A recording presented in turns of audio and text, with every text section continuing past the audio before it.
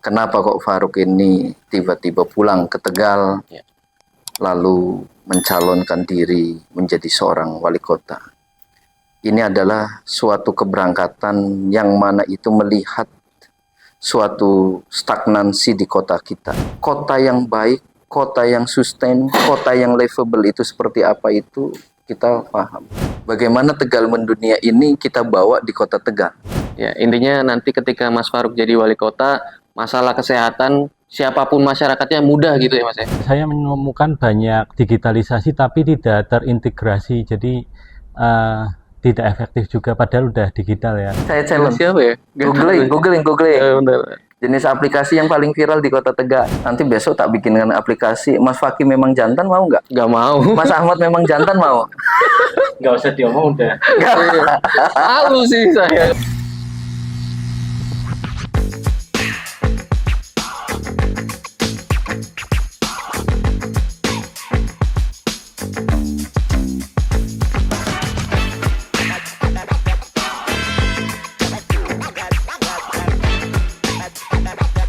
Salam edukasi now, pintar itu penting.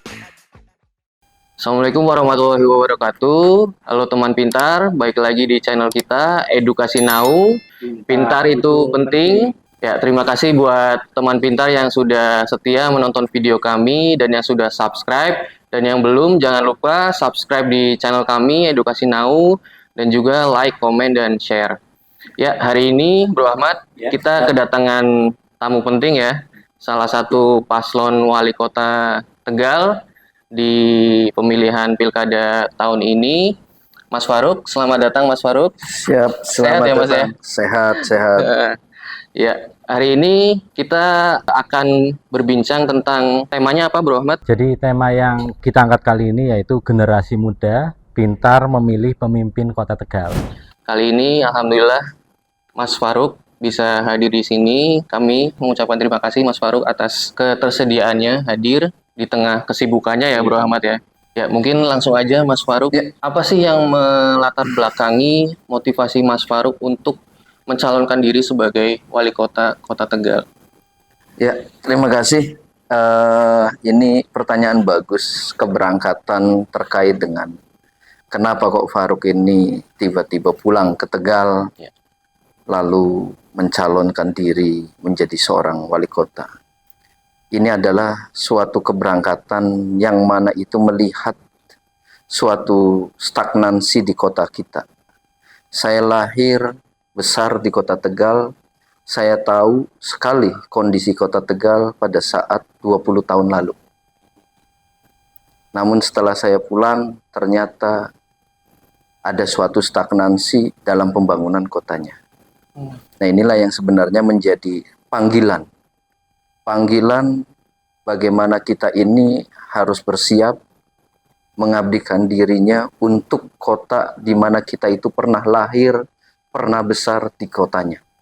Nah, inilah saya berawal dari situ. Saya memiliki background dalam perencanaan wilayah kota, paham betul kota yang baik, kota yang sustain, kota yang livable itu seperti apa itu kita paham. Namun setelah kita lihat kondisi di kota Tegal, ya seperti yang kita alami.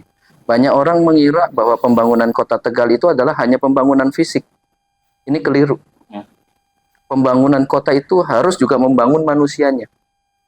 Bagaimana cara membangun manusia? Nah, inilah yang harus menjadi PR seorang calon kepala daerah. Kita sudah mengetahui indeks pembangunan manusia kita itu terendah kedua di kota se-Jawa Tengah. Artinya 5 dari 6 kota di Jawa Tengah ini kita peringkat terendah kedua. Ini harus jadi bahan evaluasi besar. Kenapa kok bisa? Nah, ini menjadi PR. Kalau misalkan masyarakat Tegal tadi sesuai dengan apa yang disampaikan, edukasi now, ya. Ya, betul. Cerdas, apa tadi? Pintar itu penting. Pintar itu penting. Kalau menurut pasangan Faruk Asim, cerdas itu adalah sesuatu kewajiban. Makanya tagline-nya kita itu cerdas, modern, religius, dan gemilang. Artinya sepaham bagaimana pintar atau cerdas itu harus dimiliki suatu kewajiban oleh masyarakat Kota Tegal. Terlebih lagi cerdas dalam memilih. Ya, Mas Faruk, jadi memang melihat dari sebelumnya pembangunan di Tegal ya, yang stagnan, kemudian motivasinya seperti itu. Kalau selanjutnya adalah ketika kita ngomongin kampanye visual, ya kan banyak bertebaran mulai dari spanduk, ya kemudian apa yang tagline-nya tidak hanya tadi cemerlang ya, tapi Tegal mendunia. Nah, yang dimaksud Tegal mendunia ini seperti apa ya? Mungkin di balik kata mendunia ini ada sebuah cerita, makna ataupun apa nih? Ya, ini menarik ini. Bagaimana Tegal mendunia ini kita bawa di Kota Tegal. Ini berdasarkan dari pengalaman, Mas. Saya mengkurasi UMKM se-Indonesia. Jadi inilah yang saya sampaikan. Dari hal yang terkecil saja dulu, jangan yang berat-berat. UMKM. Apakah bisa nggak UMKM Kota Tegal itu bisa mendunia? Saya katakan sangat bisa. Buktinya daerah lain bisa.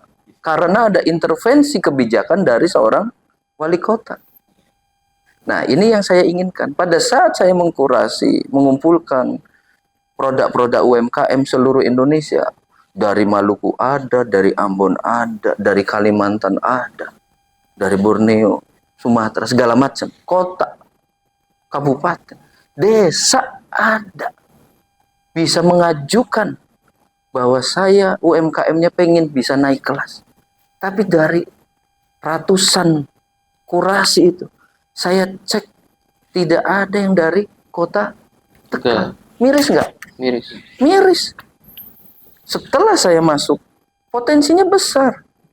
Makanya saya bawa itu dalam satu misi yang jelas. UMKM itu yang minimal Tegal mendunia itu melalui UMKM dulu. Nggak muluk-muluk saya.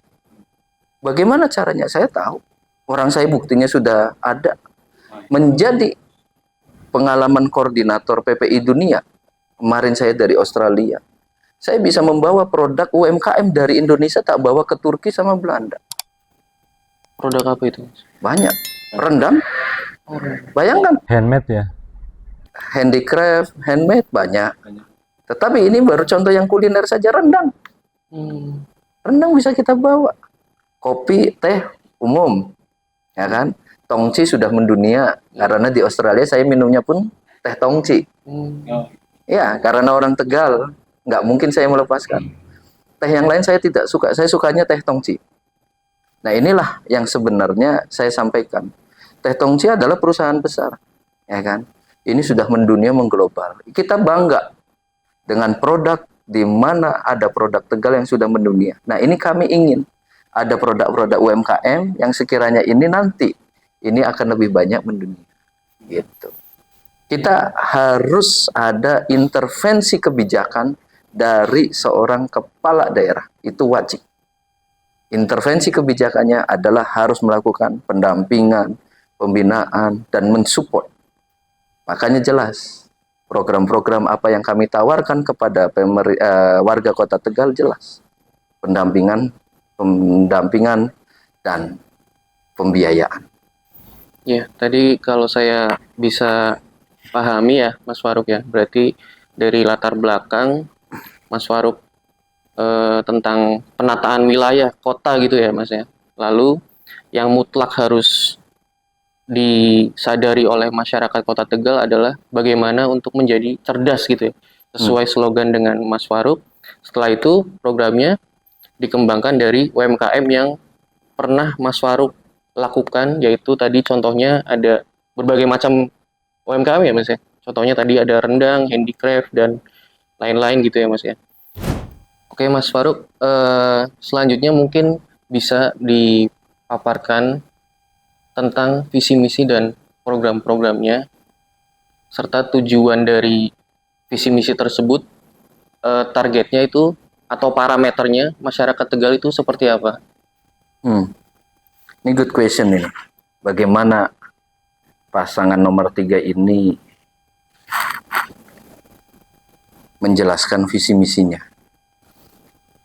Jadi sebelum saya menyusun visi misi itu, saya itu sudah mengumpulkan data dengan melaksanakan observasi di lapangan, Mas. Saya turun ke bawah itu sejak bulan Februari. Awal tahun ya. Fokus mengkolek, mengumpulkan seluruh apa sih yang menjadi masalah di masyarakat. Ini penting. Sebagai seorang teknokrat itu harus memahami apa masalah di bawah. Jangan sampai kita ini merumuskan sebuah visi misi tetapi tidak ngerti kebutuhan masyarakat itu apa. Nah, ini penting. Sebagai seorang akademisi paham. Pengumpulan data, masalah, problem ini harus diinventaris secara holistik, utuh. Masalahnya apa kalau kota? Yaitu masyarakatnya. Itu apa yang menjadi satu kebutuhan. Kan begitu? Betul. Ya kan? Karena end user-nya itu adalah masyarakat. Makanya saya melakukan turun langsung ke bawah selama bulan Februari sampai Agustus. Jadi tiba-tiba tidak ujuk-ujuk muncul visi misi ABC. Ngapunten gitu. Sebelum pendaftaran aja itu saya masih melakukan turun ke bawah. Kita analisis, kita bikinkan mini FGD, Focus Group Discussion dengan tim. Kita breakdown masalah, lalu ketemulah visi, yaitu bergerak bersama mengakselerasi kemajuan Tegal Bahari yang cemerlang, cerdas, modern, religius, dan gemilang. Kenapa bergerak bersama? Itu penting. Karena selama ini, mohon maaf, ngapunten, saya harus katakan, pemerintah seperti berjalan dengan sendirinya. Nggak ada keterlibatan masyarakat, mungkin bisa jadi minim. Ya kan? Lalu selanjutnya, kepala daerahnya ribut sendiri. Betul. Ya kan? Ini fakta. Wali kota sama wakilnya ribut. Bagaimana kita bisa mengeksekusi program? Ini aja. Ya. Jadi harus difahami. Sesuatu masalah yang kompleks tidak mungkin penyelesaiannya sederhana. Salah. Sesuatu masalah yang kompleks harus dibekali dengan analisis yang komprehensif juga. 1, 2, 3, 4, 5. Masalahnya ada 5. Yang dijawab cuma 2. Repot. Nggak kena sasaran. Ya. Makanya akhirnya misi kita itu ada sabta cita. Ada 7. Ada 7 misi. Bagaimana menyelesaikan persoalan di Kota Tegal dengan cara mengakselerasi kemajuan Kota Tegal. Salah satunya adalah dengan cara menyelesaikan masalah itu, mulai dari SDM, tata kota, ya kan, infrastruktur, tata kelola pemerintahan, potensi kepemudaan, ya kan, UMKM, kemaritiman. Ini akan kita olah menjadi satu misi yang benar-benar bisa menumbuhkan suatu kebersamaan dengan masyarakat. Makanya kita sebut itu adalah pendekatannya kita itu adalah pendekatan pentahelix, di mana pemerintah itu tidak bisa berdiri sendiri, tapi harus melibatkan unsur perguruan tinggi, melibatkan unsur media, industri, dan masyarakat. Nah, Tentunya kita pemerintah. coba refleksi aja. Dilibatkan nggak dalam pembangunan masyarakatnya? Ya. Ada nggak public hearing? Nggak ada sih. Yang ada itu tiba-tiba dilaksanakan, disuruh minggir semuanya, harus menerima. Nggak bisa. Kebijakan berbasis cak celereng itu nggak bisa dilaksanakan. Endingnya protes. Endingnya berdampak ke masyarakat. Berdampak. Nah, inilah yang saya sampaikan. Kebijakan itu tidak dibuat secara sak celereng. Nggak bisa. Kita akan menggunakan metode yang benar-benar tepat. Bagaimana kebijakan ini harus disusun berbasis kebutuhan masyarakat. Betulkah masyarakat membutuhkan trotoar yang besar? Belum. Betulkah masyarakat itu membutuhkan aspal yang bagus? Saya tanya. Ya. Anda pasti paham yang tak Iya. saya maksud mana. Iya. Ya kan? Kita harus perhatikan di situ. Sudah ada belum Tapi ternyata yang menjadi kebutuhan masyarakat, sebagai contoh analoginya, masyarakat itu lagi pengennya ponggol setan, dikasihnya gelotak, gelem ora? Ora gelem. Ora gelem. Iya. Ini yang saya maksud. Program visi misi itu harus berbasis kebutuhan masyarakat, karena masyarakat itu adalah end user dari sebuah kebijakan perkotaan. Kalau misalkan di sini sudah kita lewatin, akselerasi kita itu bisa berjalan. Oke. Mungkin bisa lebih dijelaskan Mas Faruk detailnya atau konkretnya dari SDM sampai yang tadi kemaritiman terakhir itu. Ada 7 loh, panjang loh ini. Iya, nggak apa-apa sih. Oh, Karena kan ini kan edukasi, Mas. ya. Biar ini. Ya, pertama, bagaimana menciptakan SDM yang unggul? Mas Fakih sama Mas Ahmad masih menemukan nggak tetangga-tetangganya ada yang putus sekolah? Banyak. Banyak, fakta. Itulah kenapa kita itu membuat program seragam sekolah gratis untuk SD dan SMP. Oke. Berdasarkan dari observasi kita turun ke bawah, sebagian besar dari mereka itu putus sekolah karena malu. Seragam sekolahnya itu lecek, tidak baru, dan juga tidak layak. Akhirnya kena bully, akhirnya dia malu berangkat ke sekolah, akhirnya stop sekolah. Simple. Jangan sampai mereka itu tertinggal hanya karena mereka tidak memiliki seragam sekolah. Itulah saya prinsip. Dalam pembangunan 5 tahun ke depan, no one left behind. Tidak ada seorang pun yang tertinggal. Jadi jangan sampai kaum-kaum yang seperti ini jadi lebih termarginalkan hanya karena tidak memiliki seragam sekolah. Lalu program apa lagi yang kaitannya dengan misi pertama, SDM unggul religius? Kita tahu 92% masyarakat Kota Tegal adalah Muslim. Kita harus menjaga, kita berikan suatu pembinaan, ya kan?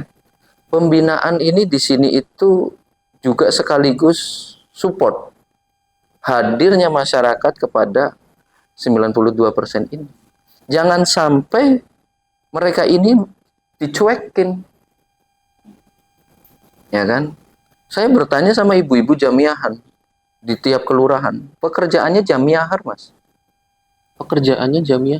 Iya, karena ada Senenan, Selasanan, Rebonan, Kemisan, Jumatan, Sabtunan, Rebonan, Mingguan. Berarti seminggu full Jamiah. jamiahan.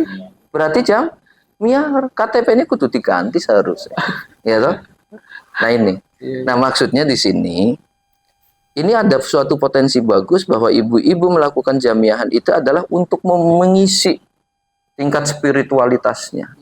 Karena ibu itu adalah tiang dari rumah tangga agama. Madrasahnya anak-anak. Sekolahnya anak-anak. Ini kan bagus. Kalau misalkan kita support mereka ini segala macam, jelas dong enak. Outputnya kelihatan. Nah ini kita lakukan. Nah ini pun wujud. Biar ada suatu moderasi yang setidaknya ini dalam beragama ini bisa kita maksimalkan dengan hadirnya pemerintah. Itu. Terus yang kompetitif. Nah, kita berikan beasiswa. Beasiswa berprestasi dan aktivis. Prestasi itu macam-macam, benar nggak? Benar. Berprestasi dari A, B, C sampai Z banyak. Akademik dan non-akademik. Akademik dan non-akademik. Jangan sampai kita berpikir berprestasi itu hanya berpikirnya hanya akademik saja. Padahal mereka ada yang berprestasi di olahraga, kesenian, kebudayaan. Nah kita berikan. Inilah wujud hadirnya 20% alokasi APBD itu adalah untuk masyarakat Kota Tegal, jelas targetnya. Dan sampai kuliah, Pak. Ya, kalau misalkan berprestasi, pelajar kan berarti kan semua. Ya kan? Tinggal nanti kualifikasinya seperti apa. Jangan sampai tulisannya nanti mahasiswa, kok nanti yang pelajar gimana? Nah, mahasiswa pun itu sebagai pelajar. Ya kan? Pelajar belum tentu menjadi mahasiswa. 20% ya Pak ya dari Ya, Agar itu kan udah jelas amanat undang-undang, oke. ya kan? Gitu. Ya. Nah, ini yang saya sampaikan. Edukasi Naimu itu harus mempelajari kebijakan perkotaan itu alokasinya untuk apa saja. APBD-nya berapa sih itu? Sudah tahu belum? Belum sih. Nah, kita harus tahu. Kemarin yang sempat ramai di bulan April, Mei, Hmm. sisa kas daerah Silpa berapa? Wah, kurang tahu sih. Nah, saya kasih tahu, sisa kas daerah Silpa Kota Tegal, sisa 25 juta. Mau bagaimana kita? Mau buat apa gitu dulu? Mau buat apa? Ini yang saya sampaikan, peran serta masyarakat ini sebagai fungsi kontrol itu penting. Iya. Nah, ini saatnya masyarakat ini harus tahu dan paham ada sesuatu yang benar-benar harus turun dari masyarakat. Harus menjadi kacamata. Kalau misalkan enggak, selesai, Mas. Di mana fungsi kontrolnya? Eksekusinya gimana, Pak? Ketika Mas Farouk sudah menjadi wali kota, dari rakyat itu dipanggil atau bisa mengadukan atau kemana? Yang banyak metode yang iya, dilakukan. yang konkret aja. Partisipasi mereka itu pengen naik apa, itu dirembuk musyawarah. Ada forum musrimba, itu dimaksimalkan. Sekarang sikapnya masyarakat itu lebih banyak apatis. Betul. Karena apa? Karena masukannya masyarakat tidak didengarkan. Masyarakat pengennya gelotak tiga ini ponggol. Tak walik. Itu loh, Mas. Iya. Mas Fakih coba. Pengen ini martabak asin, tak kayak ini martabak manis, pimen. Iya, nggak mau. Ya mending mirip-mirip ya, anak jenis martabak. Ngono loh maksudku. Nah, inilah pentingnya bagaimana pembangunan bottom up itu dari bawah. Atas inisiatif dari masyarakat. Bukan ini, aktor. Segala macam. Banyak kalau opsi teknisnya, Mas. Iya. Oke, mungkin selanjutnya tadi setelah SDM, Misi ada 7, ya kan? Menciptakan ekosistem kesehatan yang terintegrasi. Pelayanan kesehatan itu harus kita tingkatkan. Sudah mendapatkan fakta belum? soal Bahwa masyarakat itu kelas berapa ini diwajibkan pada rumah sakit tertentu. ya, sesuai kelas rumah sakitnya. Di rumah sakit tertentu. Iya. Benar, dapat kan? Nah, Iya, ini kan dapat. ada suatu tidak inklusif kalau menurut Iya. saya. Saya berpikir kemanusiaan itu adalah yang paling tertinggi, kasta tertinggi. Dibandingkan bisnis dengan politik, apapun itu. Kemanusiaan itu adalah kasta tertinggi. Jangan sampai pada saat ada warga kita yang sedang sakaratul maut lebih-lebih, tetapi hanya karena aturan dari wali kota, itu endingnya ditolak di rumah sakit karena tidak menerima BPJS ataupun rujukan. Kejam nggak? Kejam. Kejam. Ini yang saya nggak mau. Inklusivitas itu penting. Nah, makanya kita harus perhatikan kebijakan apa. Kemanusiaan kasta tertinggi dibandingkan kasta yang lain. Politik, bisnis, segala macam harus di bawahnya kemanusiaan. Betul. Itu saya analogikan. Sudah ada contoh. Masyarakat yang ditolak di rumah sakit hanya karena bukan rumah sakit rujukan dari pemerintah. Oke. Tega nggak? Jelas. Ini kita jelas. sebagai manusia. Iya, sisi kemanusiaan ya, Mas. Itu aja. Jadi kita harus memahamin apa sih yang sebenarnya itu muncul kebijakan itu.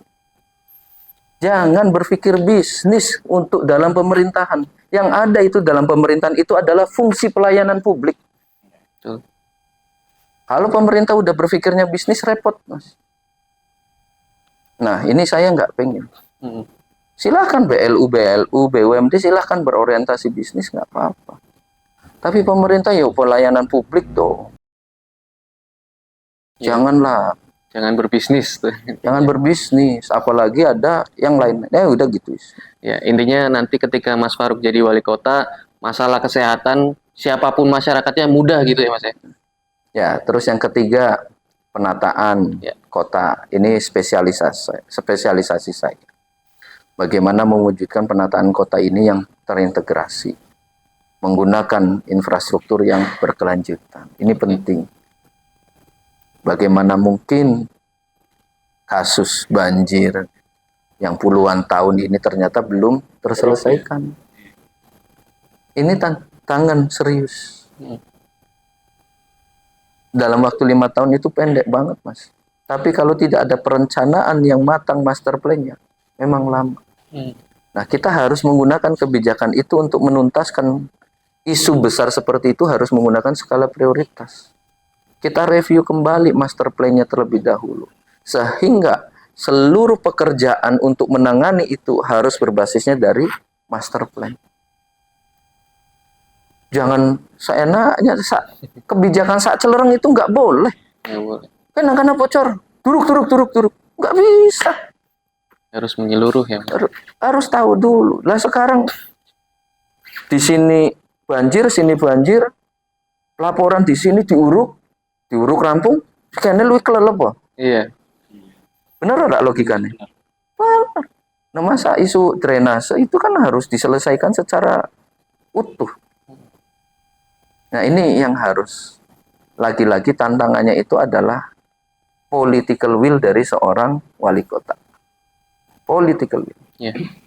Kita prioritaskan mana yang paling rentan. Kan ada datanya dong pasti. Dinas-dinas mana tahu, wilayah mana tahu, mana yang langganan banjir ini berapa, semeter, 2 meter, enggak 2 meter ya, 2 meter. semeter, sedengkul, Iya. sebetis, itu kan tahu kan. Tahu. Nah, ini maksudnya adalah bagaimana kita mengetahui data-data tersebut. Iya. Nah, terus yang keempat, Ya. ya, transformasi birokrasi dan kinerja pemerintahan berbasis digital. Digitalisasi teknologi itu sebuah keniscayaan. Masih ada absen manual? Udah jarang sih, nggak ada mungkin ya. Udah nggak ada. Nggak ada. Syukur. Nah, tapi pengurusan layanan publik di pemerintah masih manual nggak? Ada yang manual nggak? Banyak. Kadang gini, saya menemukan banyak digitalisasi tapi tidak terintegrasi, jadi tidak efektif juga. Padahal udah digital ya, bikin sistem si A, si B, si C. Apalagi apa namanya ya? Ada yang ingat nggak nama aplikasi di tiap-tiap Iya. dinas? Ayo, Ada. ada yang viral tuh, Kota Tegal. Saya challenge. Apa? Ayo, saya challenge. Siapa ya? Nggak Googling. tahu. Bentar. Jenis aplikasi yang paling viral di Kota Tegal. Ayo. Sebentar. Oh Mas, nih aku dapat nih. Tadi yang kata Mas Faruk itu aplikasi Mas Dedi memang jantan ya? Itu aplikasinya tentang ini ya? Kesehatan tapi namanya kok kayak gitu ya Mas ya? Ya, nggak ngerti. Kayak bawa nama personal ya, Mas. Iya. Bukan masalah personal. Apakah perlu ada sebuah pengakuan bahwa memang jantan? Oh, jantannya itu.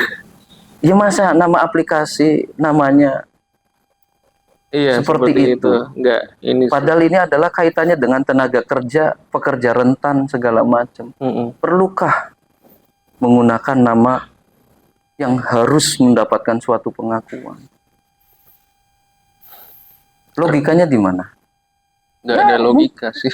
Ya mungkin bisa jadi banyak justifikasi pertimbangan yang lain.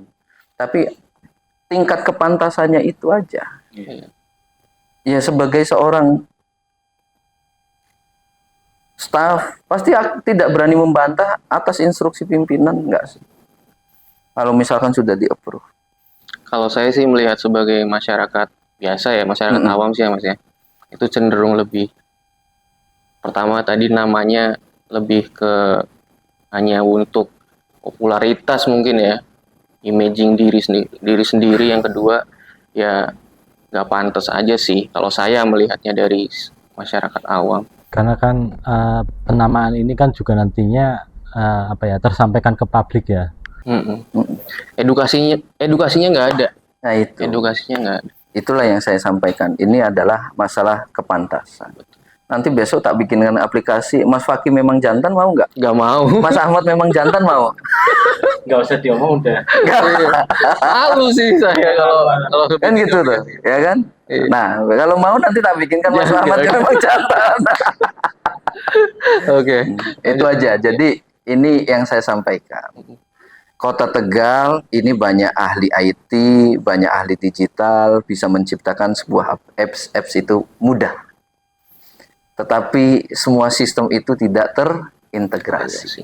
Nah, ini besok PR-nya saya adalah bagaimana mengintegrasikan dalam satu pool aplikasi itu sehingga semuanya itu bisa langsung terpantau dalam satu sistem.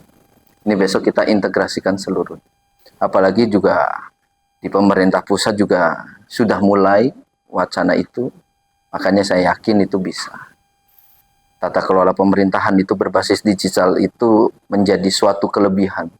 Kita bisa memantau dan kebetulannya sekali pada sebelum saat pendaftaran menjadi calon wali kota, saya sudah dikirimkan ke China, disuruh mempelajari tata kelola pemerintahan berbasis digital itu seperti apa, pemanfaatan smart city itu bagaimana, enak sekali. Itu sangat membantu untuk di kelurahan, kecamatan, hingga kota. Nah, ini besok ke depan saya dan Mas Asim itu memang mengedepankan yang namanya digitalisasi. Otomatis dengan digitalisasi itu para orang-orang yang ada di dalam pemerintah harus bisa mengimplementasikannya ya Mas ya. Yo, kalau misalkan dibilang orang di pemerintah sudah seharusnya Harus ya. mereka ini pasti melek Teknologi. ya kan? Nah, orang ini yang paling penting di situ. Dimulai dari dalam, kita harus lakukan suatu pembenahan secara total. Sehingga tata kelolahan berbasis pelayanan publik itu penting. Dan yang paling terpenting adalah bagaimana sistem merit diterapkan di pemerintah kota. Jadi jangan sampai mendapatkan suatu jabatan eselon 2 ini berbasisnya adalah berbasis kedekatan ataupun berbasis yang lain-lain. Ya. Tapi berbasisnya adalah kompetensi. Nah, ini penting. Sehingga paham background-nya arsitek yang ngurusi ya perencana. Background-nya ini ya harus ini. Jadi kita kelihatan pengalaman masing-masing. Jangan sampai bidangnya A ngurusin Z. Ya jauh dong gapnya. Nah, itu aja. Oke, tadi kan sudah digitalisasi di pemerintahannya Mas. Kalau untuk masyarakatnya itu kira-kira ada nggak? Untuk Masyarakatnya langsung misalkan diajarin gimana sih caranya coding bikin. Nah, kalau misalkan coding itu terlalu ini banget, Mas. Dalam ya. Terlalu dalam. Tetapi yang khusus anak muda, warga masyarakat Kota Tegal dan mungkin ibu-ibu, bapak-bapak itu pun kita berikan pelatihan.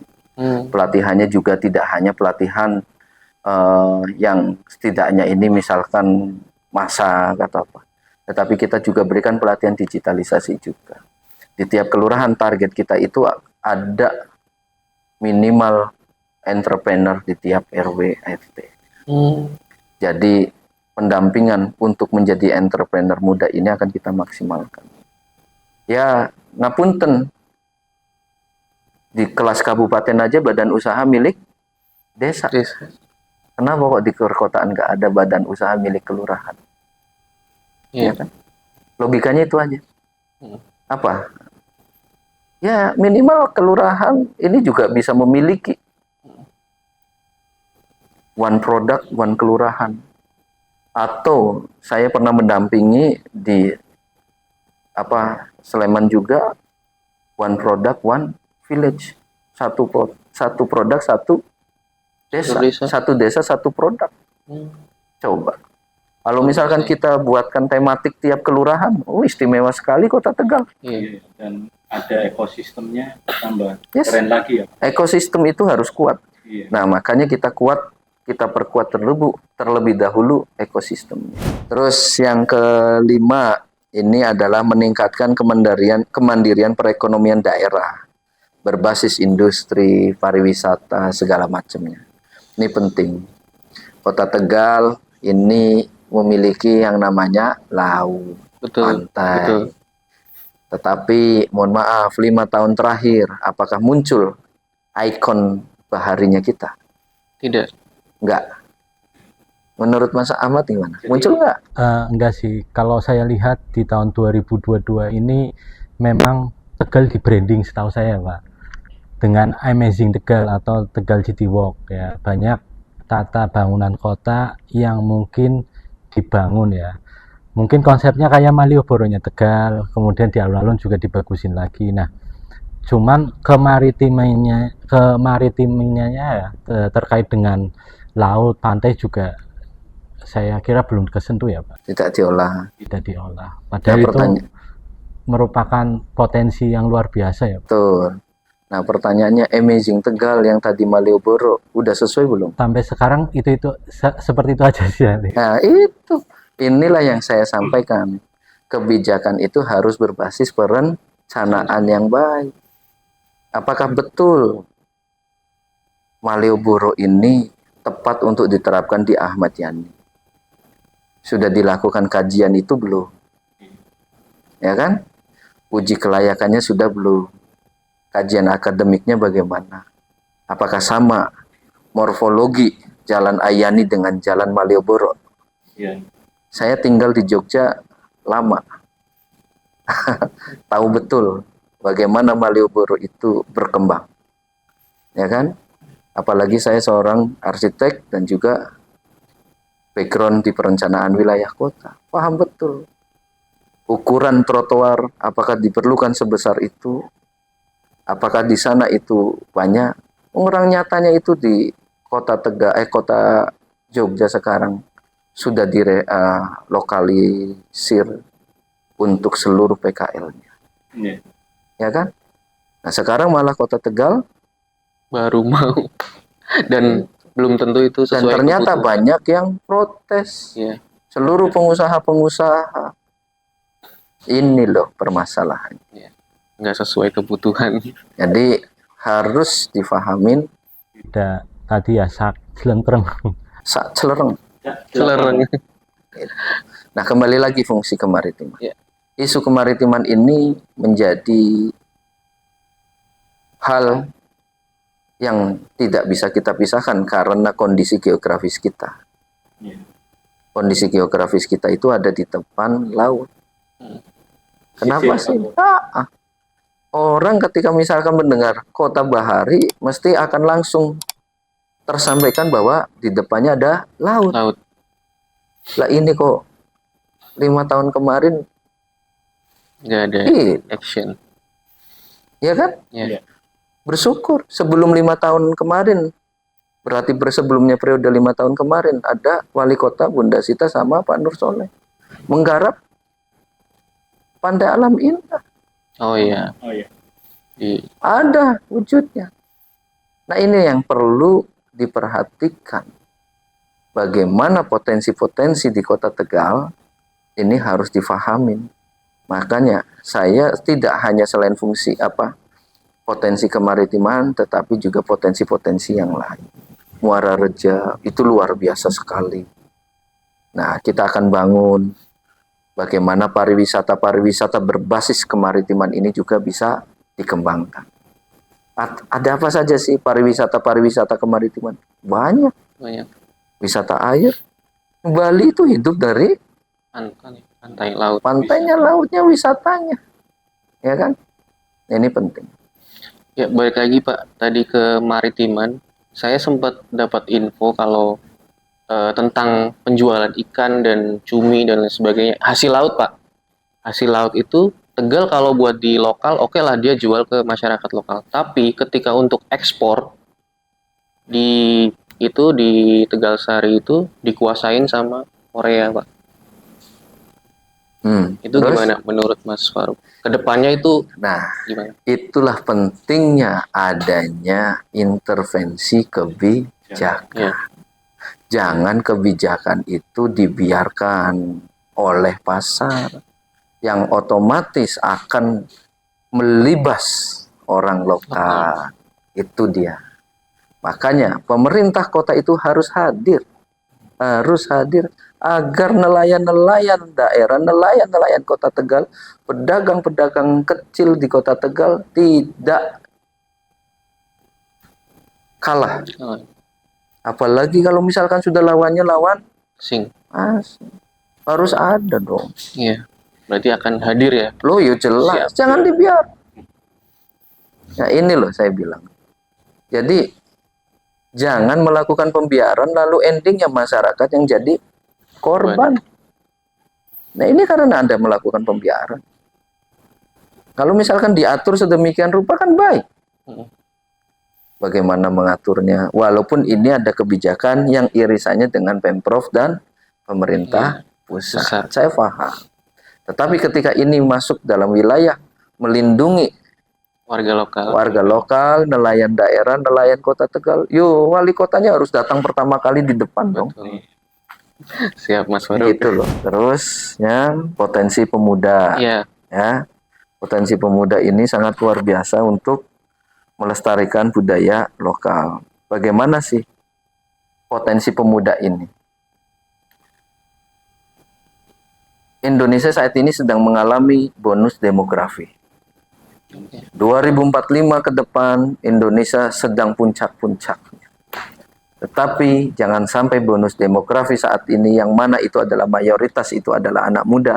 Ini akan menjadi bencana demografi hanya karena pemerintahnya tidak mempersiapkan untuk anak mudanya. Anak muda saat ini banyak dibilang adalah generasi stroberi.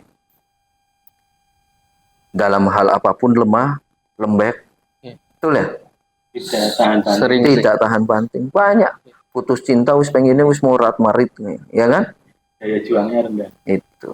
Nah, kita persiapkan. Yang salah satunya itu adalah kita mempersiapkan anak muda ini bagaimana menjadi entrepreneur muda. Itu yang tadi saya sampaikan.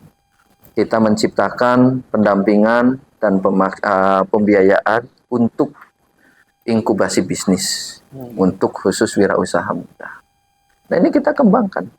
Bagaimana sih melakukan pembinaan dan pendampingan? Kita harus mengetahui kebutuhan pasar. Iya. Di pasar itu kebutuhannya apa? Kebutuhannya videografer sama fotografi, ya seharusnya dipersiapkan yang kursus-kursus videografer sama fotografer. Jangan sampai orang lagi butuhnya videografi, disediakannya jurusan lain. Ini daftar yang nggak ditolak. Iya, betul. Ya kan? Iya. Ya logika simpel aja. Kita harus mengetahui kebutuhan pasar. Lalu kita berikan support sertifikasi buat mereka yang sudah lewat. Artinya ada acknowledge bahwa mereka itu sudah mendapatkan sertifikasi dan hadirnya pemerintah. Portofolio ya, pengalaman. Iya. Pengakuan ya. Ya paling penting pengakuan sih. Nah itu, jadi ini penting sehingga nanti anak-anak muda ini mereka yang lulus SMK, nah, ini adik-adik Iya. lulus SMK bekal ijazah tok mas, berat. Tapi ngapunten, saya aja kemarin aja dalam proses seperti ini, saya mencari videografer, video fotografi sama videografer. Ngapunten saya sampaikan, belum memenuhi ekspektasi. Oh. Yang dibutuhkan sinematik, ngedit-ngeditnya masih biasa. Okay. Nah ini penting. Standar pasar itu seperti apa harus diketahui. Ya, yang terakhir? Yang terakhir kemaritimannya tadi udah disinggung ya. Oh iya. Bagaimana kita ini Tegal itu harus bisa jadi pusat kemaritiman. Ya kita fokuslah isu kemaritiman dan perikanan. Itu sih. Oke. Ya mungkin selanjutnya ada pertanyaan dari kami ya, Mas Faruk. Yang pertama mengenai tadi SDM berkaitan dengan pendidikan. Mungkin kalau di formal langsung sama pusat sih ya Mas ya. Kalau yang di informal mungkin apa sih yang bisa Mas Faruk berikan ke masyarakat? Karena kami melihat kondisi terutama di generasi Z ya Mas ya.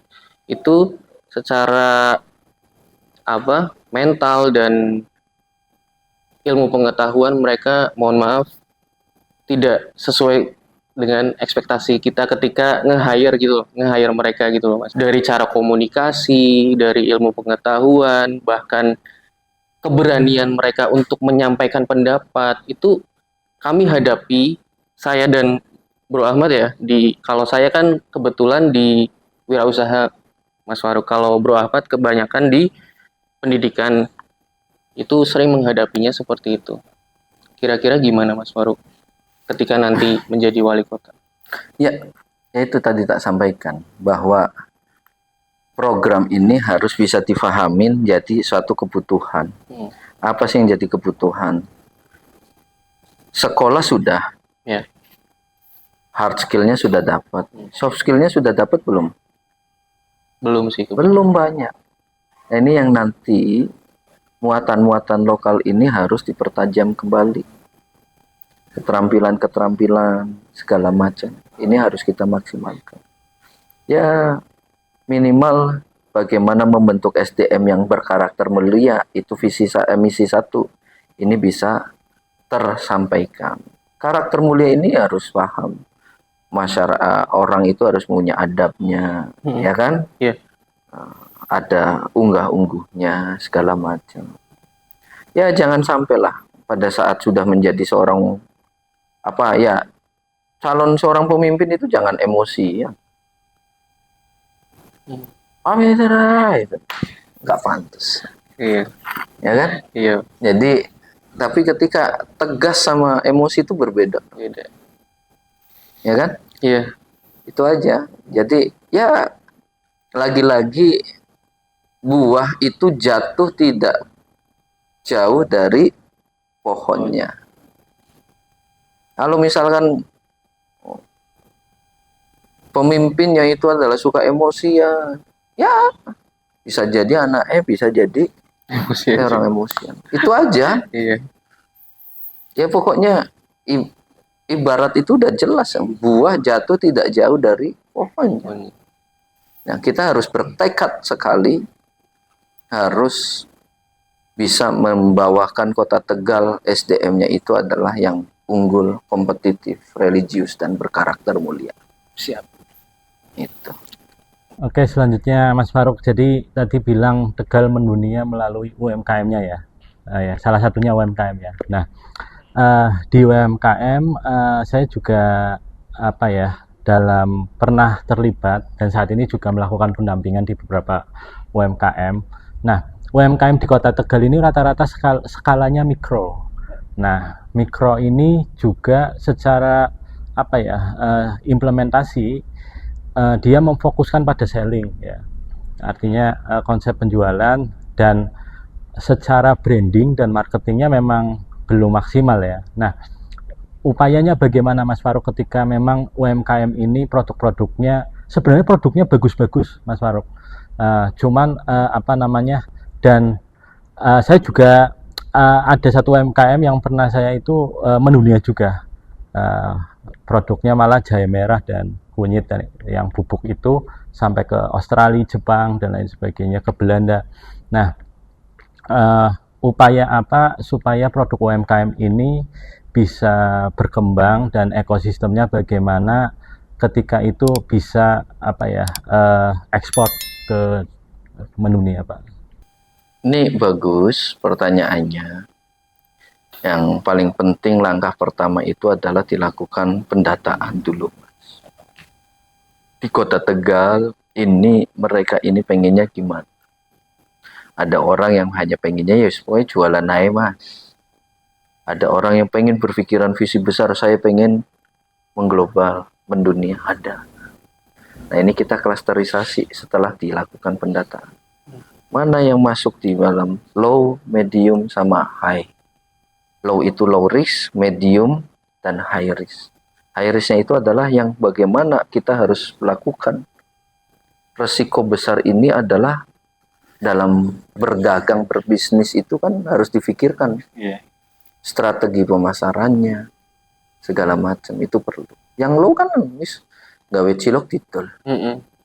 Gawe maklor ya titol. Kan gitu tuh. Iya. Nggak perlu harus difikirkan. Yang paling penting adalah yang harus difikirkan adalah bagaimana mereka ini bisa berdaya saing. Mana sih yang akan bersaing dengan yang Korea tadi? Nah, mana ini kita lakukan. Mana nih yang misalkan di Law yang jualan ini yang dibutuhkan apa? Ternyata di jualan tidak diobrak-abrik. Karena ada yang pengen gitu toh. Iya. Ini kita harus tahu. Mana yang akan kita lakukan, mana yang akan kita lakukan pendampingan, mana yang nanti akan kita bawakan mendunia seperti apa. Nah ini penting, klasterisasi.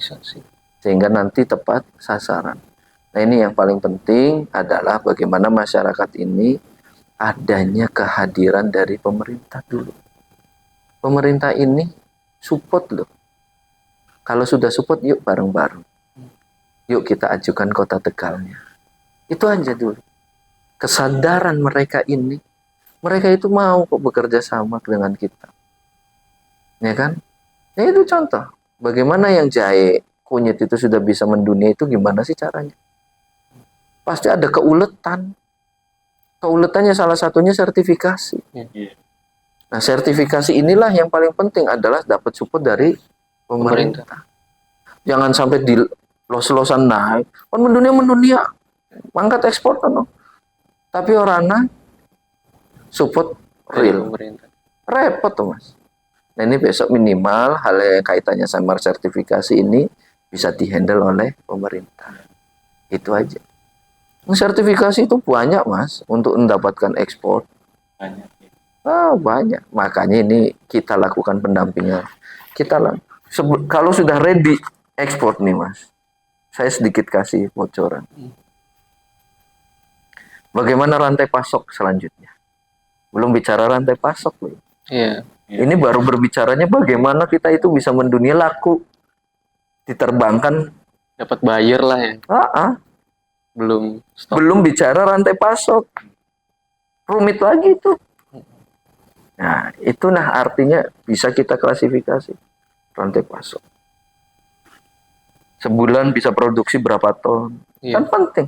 Karena pengiriman ke luar negeri jangan dihitung itu murah. Ya kan?